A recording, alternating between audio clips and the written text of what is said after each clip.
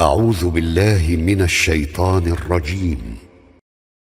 Vamos con la última parte de la entrevista. Insaya. En esta parte haremos un maratón de preguntas. Sí, es la parte de la entrevista más larga de las tres. Bien. Volvamos al origen. Comenta un poco sobre la creación, ¿por qué existimos? Esta pregunta ya la respondimos en el canal, en realidad hemos respondido casi todas las preguntas que alguien puede llegar a hacer sobre el Islam. Tenemos videos de más de 4 horas respondiendo preguntas de todo tipo, desde las más ateístas, a las mayores preguntas sunna y shia sobre el Corán. Aún así haré un ligero resumen del por qué estamos aquí. Antes de hablar de existencia, debemos entender qué es existir. Para el ateísmo, existir es aquello que se encuentra dentro de la materia. Por eso se dice existencia a aquello que existe como materia, es por esta razón que se dice Dios no existe, porque no es material. En el ateísmo no se comprende la existencia de algo sobrenatural, sobrematerial. Es por esa razón que les cuesta entender la existencia, entre comillas, de nuestro diseñador. Pues bien, el diseñador, Dios, el creador, el originador de lo que va a existir, antes de originar la existencia, él era, en sí mismo. Donde no había espacio ni peso ni tiempo. En ciencias, esto se conoce como singularidad antes del Beiheban. La singularidad, se llama así, porque significa un momento único el cual no ha sido repetido, y que se encontró en una sola circunstancia, única sin igual. Eso se parece mucho a nuestro concepto de Dios. Sí, exactamente, pero Dios es personal, y el Dios entre comillas del ateísmo, materialismo o naturalismo, es apersonal. Básicamente casualidades y cúmulos de eventos unos tras los otros, sin entender muy bien el por qué exploto aquello que exploto. Jaja, sí. Bueno, intento resumir lo máximo posible una respuesta que mereció un libro. Así que es difícil. Como iba diciendo, Dios estaba en ese lugar, entre comillas lo de lugar, en esa circunstancia, en esa unicidad de, como diría un ateo, la nada de la existencia. En esa singularidad. En ellos no dependía de nada ni de nadie. Y no dependiendo de nada ni de nadie, originó el existir de otros. Sin requerimiento alguno, sin necesidades ni físicas ni emocionales, ya sabes, nosotros nos reproducimos por ejemplo, y nos genera una alegría emocional grandísima al ver nuestros hijos, o cuando creamos un bonito cuadro y sentimos ese placer emocional de haber logrado algo. A diferencia con la creación que hizo Dios, Él no tiene necesidades, ni físicas ni emocionales, al haber generado el existir de otros en una existencia que Él generó. Esto hace que su misericordia y su compasividad sean ya de por sí infinitas, y su amor. Ya que cuando tú haces algo, sin necesidad alguna, en lo más absoluto, esto es de un amor inconmensurable, ya que das el existir a otros, sin tú requerir nada de ellos. Así pues, y resumiéndolo mucho, Dios nos creó por amor. Más allá increíble. Sí, Alanduyilla. Es difícil para un ateo, pensar que Dios nos creó por amor. Sí, es difícil.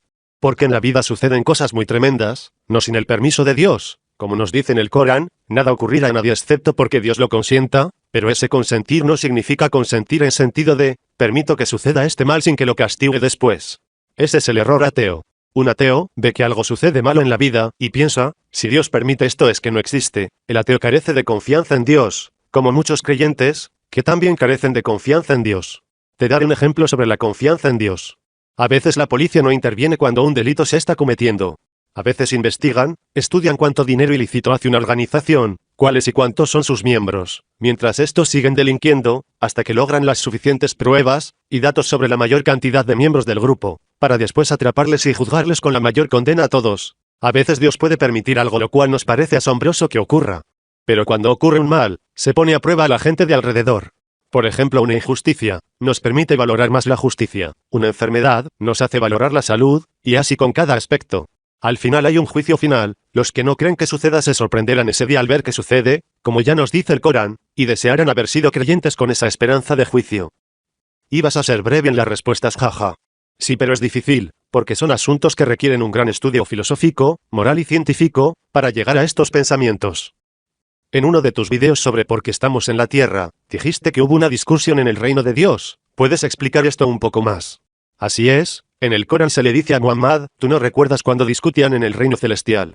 A esto se refiere, al momento en que Adán era diseñado y ocurrió la desgracia de Iblis. Hubo una discusión. Algunos dudaron de las palabras de Dios, mientras que otros se sometieron sin ninguna duda, y esto lo sabemos por la huestez de Iblis, la cual, en la Sura 72 del Corán, los genios dicen, que su mentiroso decía locuras en contra de Dios. Entonces, sabemos gracias a esto, que había más creaciones en el reino celestial, genios que confiaron en la palabra de Iblis y le siguieron, mientras otros dudaron pero no le siguieron, al igual que los humanos, antes de ser ingresados al mundo. En el reino celestial, al haber ocurrido esta discrepancia sobre la palabra de Dios, los que dudaron de sus palabras, debían ser encerrados para siempre en el infierno, ya que Dios es el soberano, el absoluto, el rey de aquello que existe debido a él. Y aquí es cuando comprendemos por qué repiten cada sura menos en la de la guerra. En el nombre de Dios el misericordioso, el compasivo. Muchos ateos o hipócritas no comprenden por qué Dios repite muchas veces que es misericordioso y compasivo, cuando la vida está llena de desgracias. Pero si regresamos al origen sobre todo, nos damos cuenta de que no encerró en el infierno a todos aquellos que discreparon cuando pudo haberlo hecho y nada ni nadie podría haberlo evitado. Decidió ofrecer una segunda oportunidad de redención a nuestras almas en aquel momento.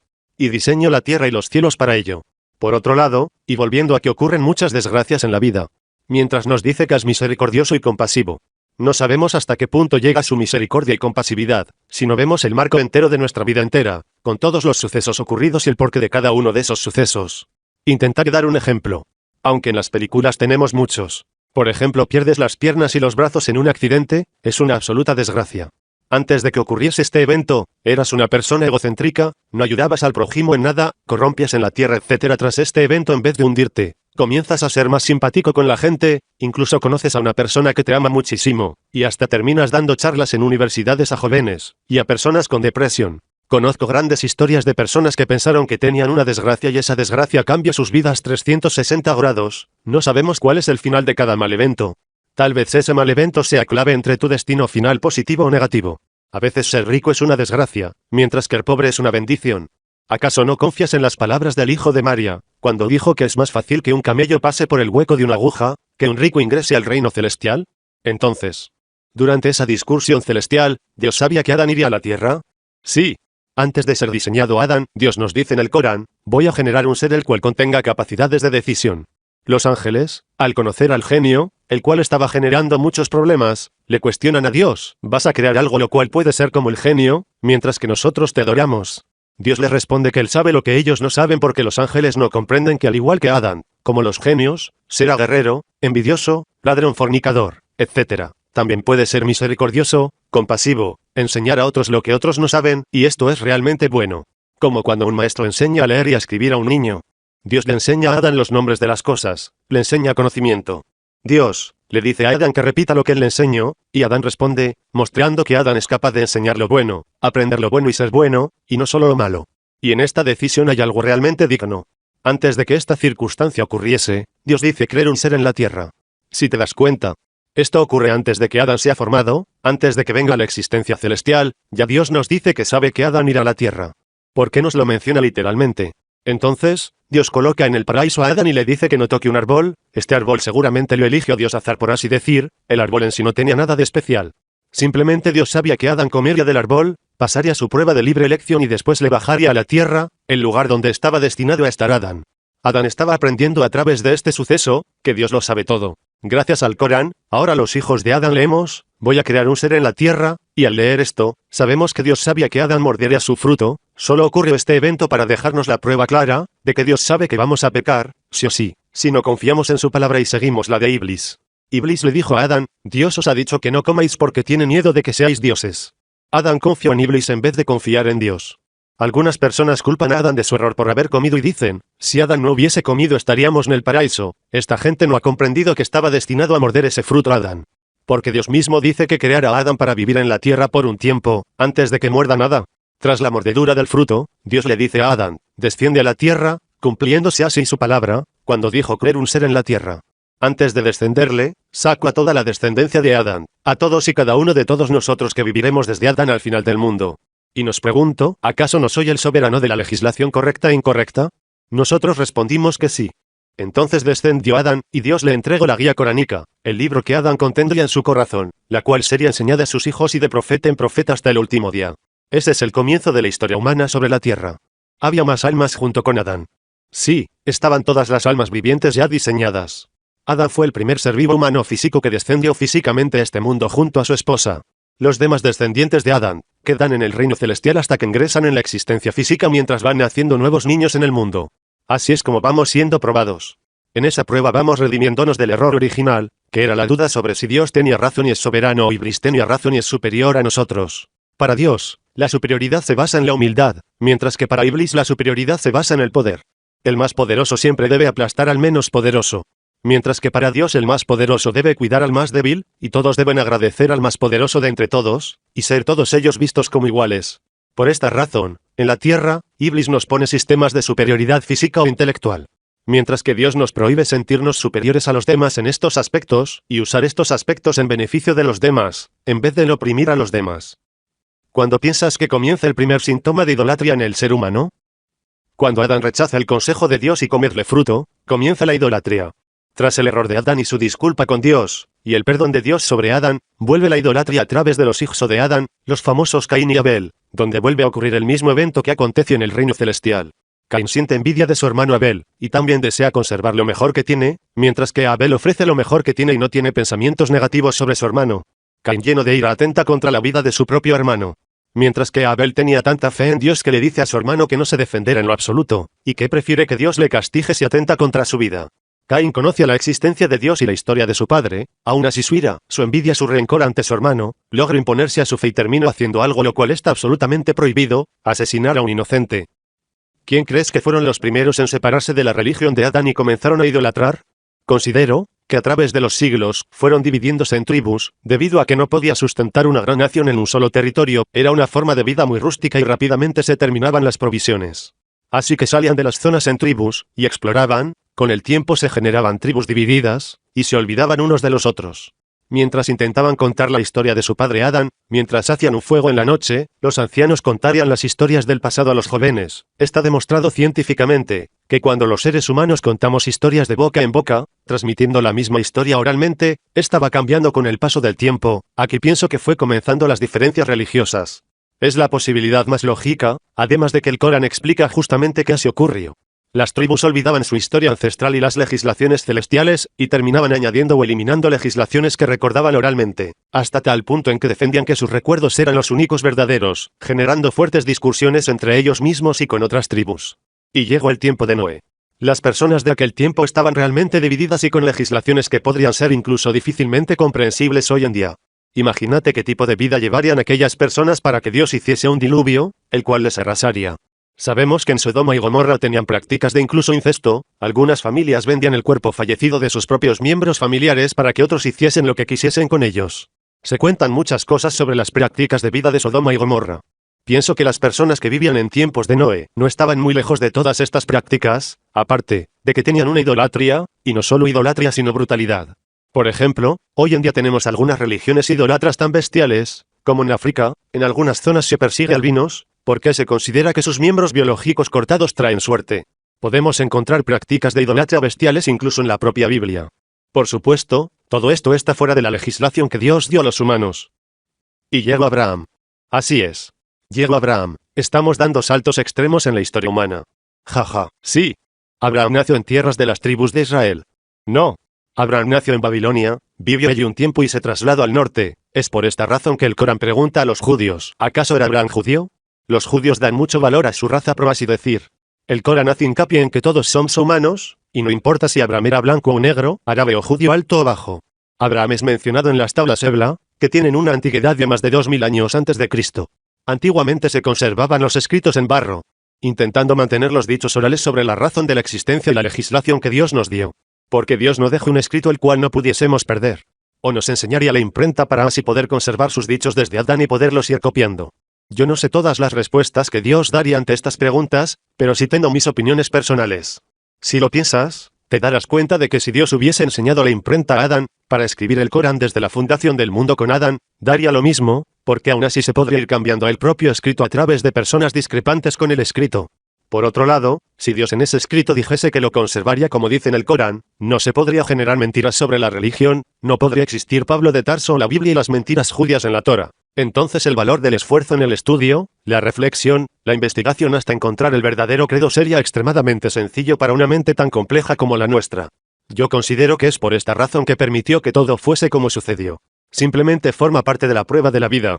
Esto está apoyado por el propio Corán, cuando dice: os hemos puesto a prueba con todo lo que tenéis, competid en buenas acciones. Entonces, llegó un momento en la historia, en que Dios decidió que conservaría el mensaje íntegro, ya que estaba rodeado de idolatría religiosa por todas partes en todas las naciones. En el momento en que descendió el Corán, la tierra estaba llena de diferentes credos sobre Dios y su legislación verdadera, era el perfecto momento para dejar la verdadera ley conservada y razón de existencia. Cuanta más diferencia de opiniones hay, más importante es la razón, la lógica, la ciencia para encontrar la verdad. La mente humana ahora puede creer que Dios es un elefante, o una tortuga que sostiene una tierra, o un hombre sufriendo en una cruz, o un león, o una serpiente o una mujer pariendo tierra y cielos. Ahora la mente humana tiene que decidir cuál es el Dios más probable, el más lógico y posible. Si el que nosotros defendemos, o el que ellos defienden. Y para eso hace falta razonar, investigar, y un grandísimo esfuerzo intelectual. Aunque Dios guía a quien Él quiera a través de su corazón. Hemos visto cómo Dios hace que una persona, sin saber leer ni escribir, sepa más que cualquier seiko imán musulmán sobre Dios. Mientras que hemos visto cómo el mejor seiko imán musulmán lanzaba piedras a un muro. Dios guía a quien quiera y desvía a quien quiere. Anteriormente dijiste que en el año 2016 eras ateo. ¿Cómo ves el ateísmo ahora? Uf. No puedo creer que fuese ateo, la verdad que somos increíbles. Los seres humanos somos increíbles. Es una fuerte diferencia radical, entre creer o no creer. Cuando eres ateo, ves a las personas religiosas como inferiores intelectualmente, cobardes que no son capaces de enfrentar sus propias vidas y requieren de un invento humano para sentirse protegidos en el transcurso de sus vidas. Así veía la vida desde el ateísmo. Yo básicamente, me creía absolutamente toda la religión atea. Confía ciegamente en el Behijban como un absoluto hecho irrefutable. Siendo bien joven, te agarra el sistema materialista y te deja bien claro que las religiones, la cual no sea ateísmo, son falsas. Y ahí quedas atrapado. Recuerdo siendo aún un niño de 14 años, estando en clase de religión, ya que mi madre era religiosa. Quiso que tuviese una educación religiosa. Así que decidió que fuese a clase de religión en vez de ética o educación para la ciudadanía, la cual era la clase de ateísmo. Una vez, estando en clase, mientras la profesora hablaba sobre Jesús y cómo sanaba ciegos, yo hice algunas burlas. Le comenté que había telepredicadores que vi en televisión, simulando cómo levantaban a una persona en silla de ruedas, y que todo lo tenían pactado para engañar a crédulos. La profesora sí creía en los telepredicadores y se enfadó muchísimo, hasta el punto de expulsarme de clase. Mientras estaba castigado en el pasillo del colegio, la directora pasaba a llevar unos papeles a otra clase, y me preguntó qué hacía expulsado de la clase, le conté lo que había hecho y me llevó a dirección con ella. Allí me sentó y me dijo: mira, el ser humano desde tiempos ancestrales, teme la muerte.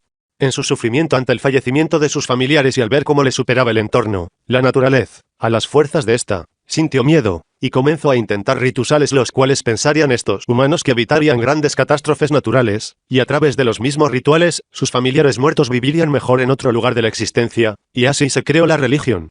Así que tienes que entender que a muchas personas les cuesta vivir sin una protección en la vida, tienes que respetar las creencias de los demás. Al contarme todo esto, quedé satisfecho con la charla que me dio, y nunca más volví a decir nada en clase de religión, incluso aprobé la asignatura. Vaya historia. Sí. La mayoría de la juventud crece de forma materialista atea, por culpa de personas incorrectas en momentos clave. No es pecado aquello sino para los adultos que dijeron según qué cosas. A nosotros nos llega la hora y el día de la elección madura, y eso me ocurrió. No volví a cuestionar nada religioso, hasta que me llegó la hora de enfrentar seriamente, de forma ya madura, siendo adulto, la religión. Obviamente mantenía aquella respuesta que me dio la directora del colegio. Hasta que el Corán me derrumbó la fe en el ateísmo, jaja. ¿Cuándo comenzaste a tener dudas del ateísmo que tenías? En el momento en que me di cuenta de que, a veces las teorías cambian, como por ejemplo la teoría de la generación espontánea, que se tuvo como hecho científico bajo teoría, durante varios años, o como el hombre de Piltdown, que estuvo siendo prueba científica de la evolución durante más de 60 años, hasta que se descubrió que era un fraude. Ya sabes que el ateísmo no se vende como credo religioso, sino como realidad de la existencia humana, pero evidentemente es una forma de creencia de la realidad, y para mí eso se llama religión. Me puse a cuestionar mi religión, el ateísmo. En vez de cuestionar las demás religiones, ya que no creía en ellas. Simplemente me puse seriamente a investigar si mi credo religioso tenía fundamento. Comencé con el Behijban, me di cuenta de que la propaganda científica ateísta vende que el Behijban sucedió. Cuando buscas pruebas bajo método científico, te das cuenta de que no tienes forma humana de poner bajo este método al Behijban, ahí comenzó mis dudas. Después encontré un libro que se llama El Atlas de la Creación, por Arun Yaya. Este libro fue ya el golpe definitivo que me puso en jaque. Y a partir de ese hilo llegué poco a poco, hasta el Leila y la Yajaja. Tuve que resumir mucho. El método científico es un razonamiento circular bajo falacia. Básicamente es imposible comprobar que el método científico no es el método correcto utilizando otro método para comprobar que el método no es válido.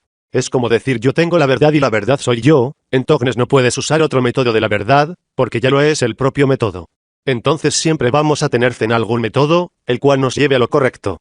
La ciencia parte de una premisa, solo existe aquello que es materia, entonces, Ya partes de la falacia de que no hay más allá de la materia, por lo tanto se aseguran la negación de Dios. Es una trampa intelectual muy inteligente. Si solo puedo comprobar que algo es verdad o correcto a través del método científico, ¿cómo puedo comprobar la existencia de lo inmaterial a través del método científico? Es una rueda circular que te atrapa en la materia. Entonces, me di cuenta de que solo a través de la razón podemos demostrarnos a nosotros mismos la existencia de un generador de la naturaleza. Si hay una lógica, una razón, un objetivo y un valor en una creación, entonces, la razón nos dice que ese objeto existe porque alguien lo ha diseñado. No pude refutar esta premisa, lo intenté a través de los mayores ateos del mundo, y no podía convencerme de nuevo. Repetían constantemente que es casualidad la existencia de, por ejemplo, una rótula en la pierna. Es casual el líquido de la rótula que le permite movimiento, etc. Llegó un momento en que me di cuenta de que en el ateísmo debíamos defender que todo es casual. Hasta puntos en los que consideré que era inmoral afirmar tal cosa. Entonces me puse a estudiar el tema de la moralidad. Y ahí terminé ya abandonando en lo absoluto el ateísmo. Comencé a descubrir libros sobre satanistas, relativistas morales, luciferianismo, cabalas agnósticas. Terminé descubriendo que esta religión del ateísmo viene de unas mentes las cuales odian en lo más absoluto al diseñador de la existencia. En ese momento me derrumbé de vergüenza, la verdad. Me costó bastante aceptar que la mayoría de las personas han sido engañadas por un sistema luciferino, muy maquinado, muy bien meditado. Y de muy difícil salida. Desde la más temprana infancia, siendo adoctrinados en el momento en que menos defensa intelectual tenemos. ¿Consideras que la moralidad es una parte esencial? Desde luego. En el momento en que un profesor de filosofía del ateísmo te mira a los ojos y te dice que no hay forma bajo método científico de mostrar que un acto es bueno o malo. En ese momento, y habiendo leído lo que yo leí sobre todo tipo de sectas satanistas y demás, me di cuenta de que el ateísmo es la mayor rama del relativismo moral satanista. A través del ateísmo serán capaces de meternos las mayores locuras sociales que podamos imaginar. Considero el credo ateísta incluso peligroso para la sociedad y sobre todo para los niños. Es mi opinión personal, y para mí toda una certeza absoluta que se demostrará con el tiempo. Tras el ateísmo hay un culto oscuro el cual los inocentes llaman Illuminati. Estas personas consideran que no existe el bien y el mal, que el poder está en el conocimiento, y este concede el poder sobre los demás, el fin justifica los medios, así dicen estos grupos. A través de manipulaciones conductistas muy estudiadas psicológicamente, organizan la sociedad, dividen y conservan las masas a su pleno placer.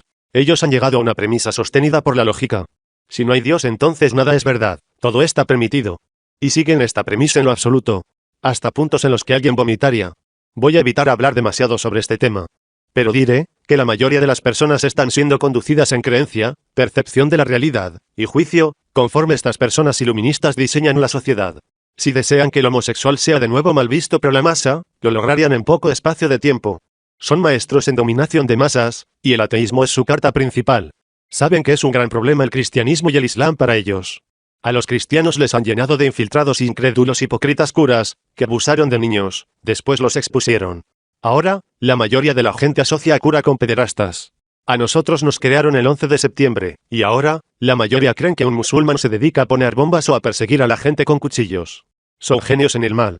Si estos iluministas usaran sus capacidades intelectuales para el bien, como las usaron y usan para hacer el mal, este mundo sería muy diferente al que tenemos.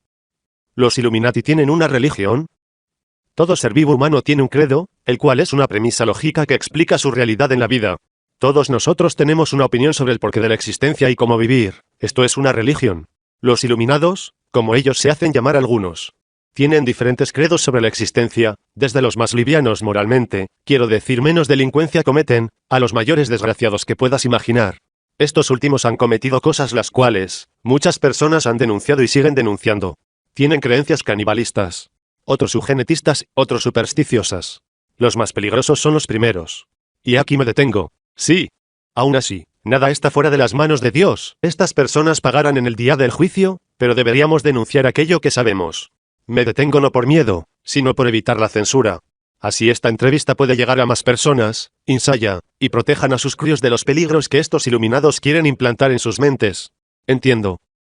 Si estos iluminados controlan la sociedad y las ideas que implantan a los niños a través de la escolarización obligatoria, ¿cómo pueden los padres evitar este adoctrinamiento cruel del relativismo moral desde la más tierna infancia? Es fácil, enseñándoles desde bien jóvenes, a diferenciar entre teorías humanas y las palabras de Dios. Debemos enseñarles la historia coránica. Como yo he contado anteriormente en esta entrevista. Enseñarles cómo se dividió la humanidad. También enseñarles sobre la biología humana y la naturaleza que nos rodea, y hacerles ver cómo es que es imposible que los sistemas con lógica, objetivo y definición, sean generados por casualidades.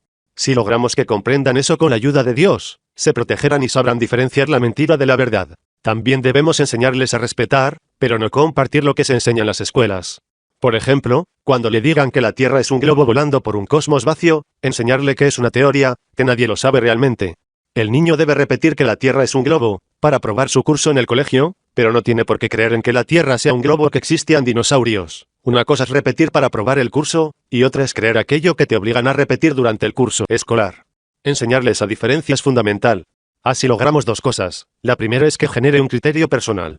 El criterio nace cuando nos dan opciones de credo. Si nos dicen esta es la absoluta verdad, nos sesgan el criterio.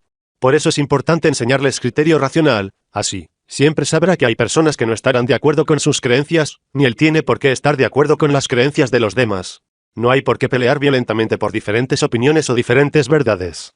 Si la Tierra es plana, cosa que es, y toda la sociedad está creyendo lo contrario, deberíamos defender nuestro punto de vista respetuosamente, sin imponer a nadie nuestra opinión o verdad, por más irrefutable opinión sea esta. ¿Así que la Tierra es plana? Así es, la Tierra es plana y estacionaria. No gira, no se mueve a ningún lado. Y quien diga lo contrario es quien debe demostrártelo. Nosotros vemos la Tierra plana y quieta. Vemos el Sol que se mueve por los cielos, y vemos la Luna del mismo tamaño al Sol.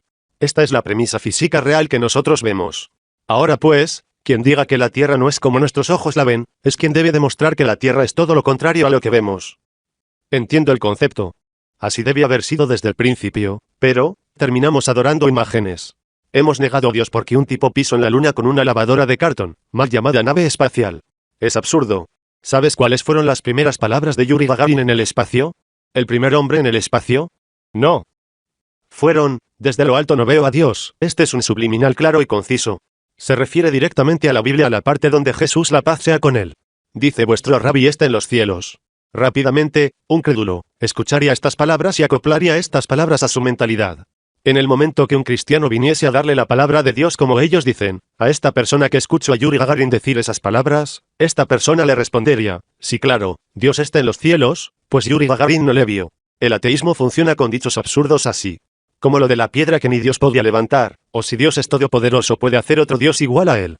¿Cómo es posible que nadie en ninguna parte del mundo denuncie que la Tierra es plana y no esférica? Para explicar esto hay que entender el tema de la censura. En muchos países no se enseña evolucionismo, también en muchos países se considera en duda que el hombre pisase la Luna. Incluso se discrepa sobre la versión oficial del 11 de septiembre. La mayoría de la información que nos llega viene desde una imposición propagandística altamente financiada por grupos con claros poderes tanto políticos como económicos. Esto no significa que no exista discrepancia. Las teorías que nos imponen, simplemente no permiten que obtengamos diferentes versiones, ni de la historia humana, ni de los hechos acontecidos hoy en día. A veces todos pueden estar equivocados y unos pocos estar en lo correcto. La cantidad de personas que defienden un asunto no importa en lo más absoluto, lo único que importa es si lo defendido es la verdad o no lo es. Como dijo Gandhi, o se asocia esta frase a él. Aunque la verdad esté en minoría, sigue siendo la verdad. También el Corán nos dice, la mayoría de la gente no sabe que el Corán es la verdad. Así pues, importan los hechos, las pruebas, y no cuántas personas defienden algo, o cuántos países, o cuántas agencias espaciales, o cuántas universidades. Los seres humanos también formamos pirámides credenciales. Mucha gente no se pone a comprobar las premisas, simplemente usan la premisa y sobre ella edifican. Un arquitecto no se pone a investigar el origen de la materia, trabaja con materia. Un arqueólogo no se pone a investigar sobre por qué llueve, simplemente estudia arqueología. Así con todas las ramas. Un agente de NASA, que toma datos en el ordenador, no sale a ver si Armstrong está físicamente en la Luna o no lo está. Cada persona se dedica a su empleo y no es responsable del otro área. Así es como se puede controlar una mentira de semejante tamaño. ¿Piensas que algún día se sabrá que la Tierra es plana y no esférica? Sí, en el día del juicio final, como bien dijo, entre comillas, Mateo, no hay nada oculto que no llegue a saberse. Al final todo el mundo sabrá la verdad de todo lo que ha ocurrido y ocurre. Y ese día desearon haber sido musulmanes. Muchas gracias. La paz y la misericordia de aquel que sostiene todo el poder y la gloria estén con aquellos que siguen la guía. Salam.